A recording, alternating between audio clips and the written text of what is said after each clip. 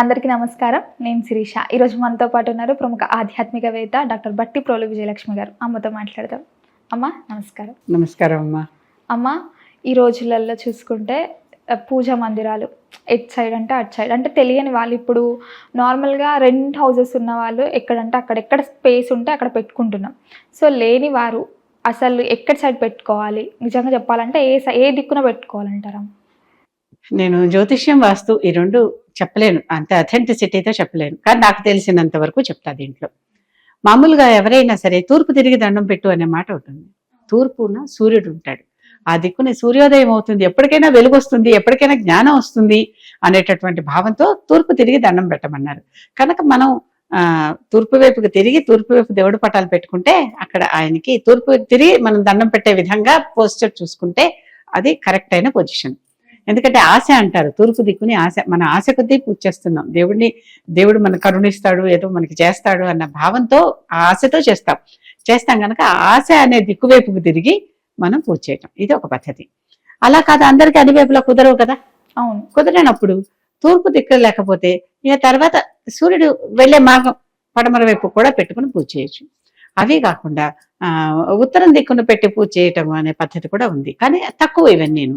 అటో లేకపోతే ఇటో, ఈ రెండు ఎక్కువగా చేస్తూ ఉంటాం. అంటే మనమైనా తూర్పుకు తిరిగి ఉండాలి, దేవుడైనా తూర్పుకు చూస్తూ ఉండాలి అనేది ఒక నియమం. అది పద్ధతి. దక్షిణ దిక్కుకు సాధారణంగా పెట్టుకోరు, ఎందుకని దక్షిణం యమస్థానం, అక్కడ ఎముడు ఉంటాడు కనుక అటువైపు దిక్కు పూజ చేస్తే గణేశుడు కథలో కూడా ఎవరు దక్షిణం వైపు తలపెట్టి పడుకున్నారో వాళ్ళ తల తీసుకురమ్మన్నాడు కదా. దక్షిణాన్ని చూస్తూ పడుకోవటం అంటే ఉత్తరం వైపు తలపెట్టుకుంటే మనం ఎటు చూస్తాం, దక్షిణాన్ని చూస్తాం.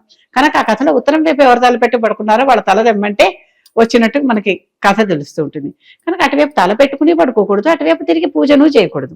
చేస్తే అవన్నీ యమస్థానాలు అనమాట. కనుక ఈ నియమం ఒకటి చూసుకోవటం ఒకటి, అంతే. మనకు అవకాశం లేదు. ఈ రోజుల్లో ఎక్కడికక్కడ మూవబుల్ టేబుల్స్ వస్తున్నాయి కదమ్మా. అలాంటి మూవబుల్ టేబుల్ అక్కడ అటువైపు దిక్కుగా ఉండేటట్టుగా అరేంజ్ చేసుకొని అక్కడ పూజ చేసేసుకోవటం, అంతే. ఇది మంచి పద్ధతి. ఆ తర్వాత దేవుడికి గదిలో ఎప్పుడూ కూడా మంచి సువాసన వచ్చేలాగా, దీపం ఉండేలాగా వెలుగు ఉండాలి.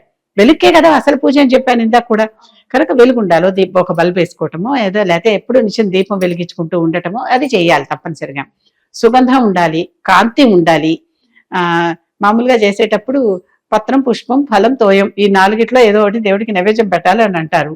అలాగే షోడశోపచార పూజ, పంచోపచార పూజ, లేకపోతే 3 ఉపచారాలు, ఏది లేకపోతే నమస్కారం. ఆ ఓపిక లేకపోతే ఏం చేస్తాం?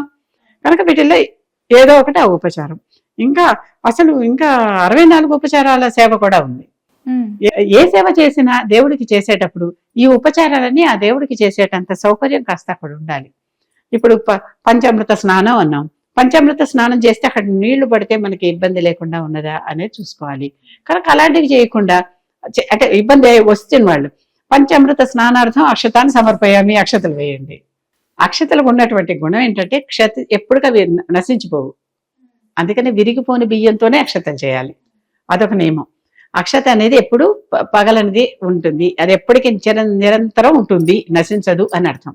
అలాంటి దాంతో పూజ చేస్తే దానికి ఇంకొక అర్హత ఏంటంటే ఏ వస్తువు ద్రవ్యం లేకపోయినా దాని బదులుగా అక్షతలు వేసి చేసేసేటువంటి ప్రయోజనం దానికి ఉన్నది, అంటే ఆ లక్షణం దానికి ఉన్నది. కనుక పుష్పం లేదు, పుష్పార్థం అక్షతాన్ని సమర్పయామి, ఏది చేసినా దాని బదులు ఇది చేసుకుంటే అక్షతలతో పూజ చేసేయటం కూడా ఉన్నది. ఆ అక్షతల తర్వాత ప్రసాదం లాగా తల మీద వేసుకోండి, అయిపోతుంది. అంతేకాదు, చాలా అక్షతలు అయిపోయాయి అనుకోండి, ఒక్కోసారి బయట నుంచి కూడా వస్తూ ఉంటాయి కదా, అయిపోతే అవన్నీ చక్కగా కడిగి అన్నం వండుకుని కూడా తినచ్చు, ప్రసాదమే, అది తప్పేం కాదు అది. కనుక అది కూడా చేయొచ్చు. ఇలాంటి అక్షతల్లో కొన్ని ప్రత్యేకమైన అక్షతలు, కళ్యాణ అక్షతలు అని తెచ్చుకుంటాం, ఇలాంటివి కొన్ని ఉంటాయి కదా. చక్కగా అలాంటివన్నీ ఎవరికైనా పెళ్లిళ్ళు, పేరెంటాలు అవుతుంటే వెళ్ళి వాళ్ళ మీద వేసి ఆశీర్వదించండి. ఎవరైనా పెళ్లి కావాలనుకున్న వాళ్ళు, పిల్లలు కావాలనుకున్న వాళ్ళు మన దగ్గరికి వచ్చినప్పుడు ఆ అక్షతలు తల మీద వేసుకోమని చెప్పండి. మీరు పెద్దవాళ్ళు అయితే మీరే తల మీద వేయొచ్చు, ఇలాంటివి.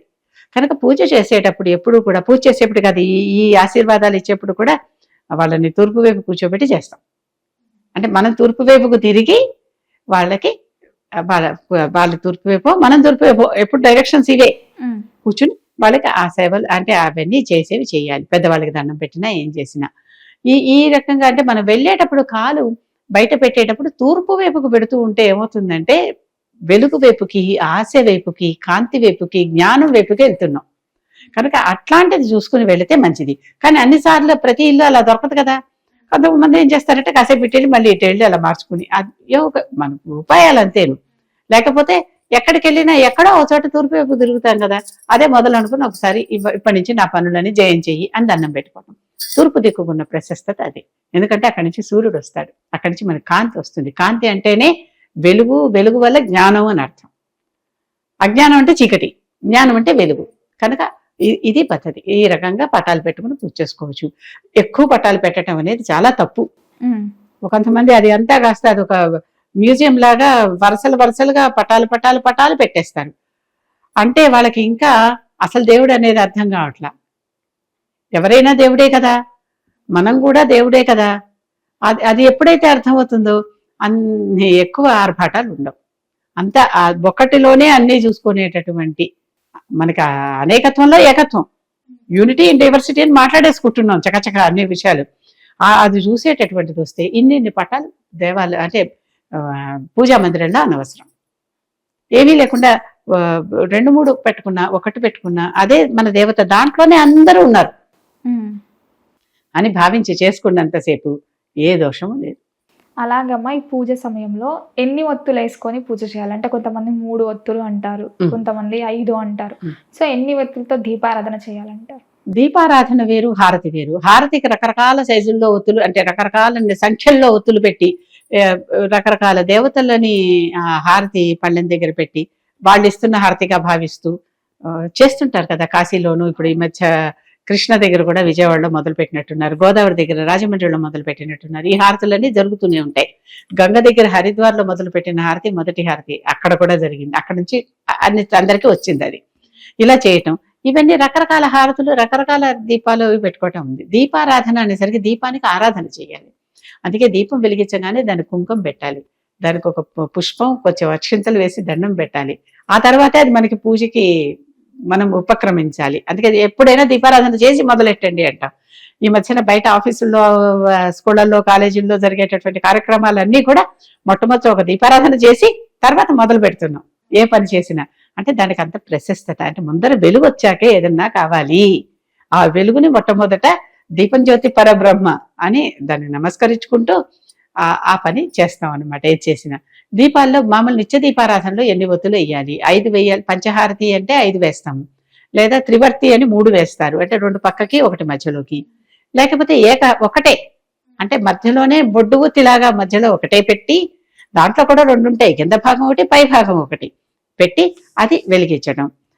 ఇవి మనం ఎంత సౌకర్యం ఉంటే అంత అలా వెలిగించుకుంటూ ఉండాలి.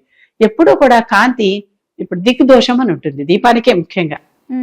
అందుకే లక్ష్మీదేవికి పెట్టినప్పుడు 8 వైపులా 8 దిక్కుల్లోనూ పెట్టండి అన్న. అలా 8 వైపులా పెట్టుకునే దీపం పెట్టుకుంటే నష్టం లేదు ఎక్కడ. లేదా 4 వైపులా, అప్పుడు మిగిలిన దేవతలకి, మిగిలిన వాటికి వెలుగు లేదు, వాళ్ళకి దీపం పెట్టటల్లా. కనుక ఒకటే మధ్యవర్తి పెడితే ఏమవుతుంది, మొత్తం వెలుగు వచ్చేస్తుంది. కనుక దానికి దోషం లేదు. ఏక దీపం కూడా, ఏకవర్తి కూడా పురాణాల్లోనే చెప్పారు. కనుక ఏకవర్తి పెట్టుకోవచ్చు, త్రివర్తి పెట్టుకోవచ్చు. మన శక్తి. ఇప్పుడు చిన్న గది మాటికి బూజు బట్టి నల్లగా అయిపోతుంటే సున్నాలు వేయించే కష్టం ఒకటి వస్తుంది అని అనుకుంటే జాగ్రత్తగా తక్కువ పెట్టుకోండి. లేదు బాగా నేను చక్కగా నాకు ఏమైనా సరే చేసుకోగలనంటే ఎన్ని దీపాలు పెట్టుకుంటే అంత మంచిది. నాకేమో చిన్న గది ఇంతే ఉండటం వల్ల నేను ఏకవత్తే పెట్టి చేస్తున్నాను. దీపాల రోజు ఆ ముచ్చట్లన్నీ తీసుకుని బోడెడు దీపాలు పెడతాం. చక్కగా ఈ పొడుగు నుంచి ఆ పొడుగు దాకా ఎన్నైనా పెట్టుకోవచ్చు. అలాగే దీపావళి, కార్తీక మాసంలో బయటకు పెడతాం కదా, అవి ఇంట్లో పెట్టాం కనుక అవి ఎన్నైనా పెట్టుకోవచ్చు. అమ్మ, మొత్తం మీద అసలు దేవుడి ఫోటోలు ఏ దిక్కుకు ఉండాలి, అలాగే ఈ దీపారాధన ఎలా చేయాలో తెలియజేసినందుకు ధన్యవాదాలు.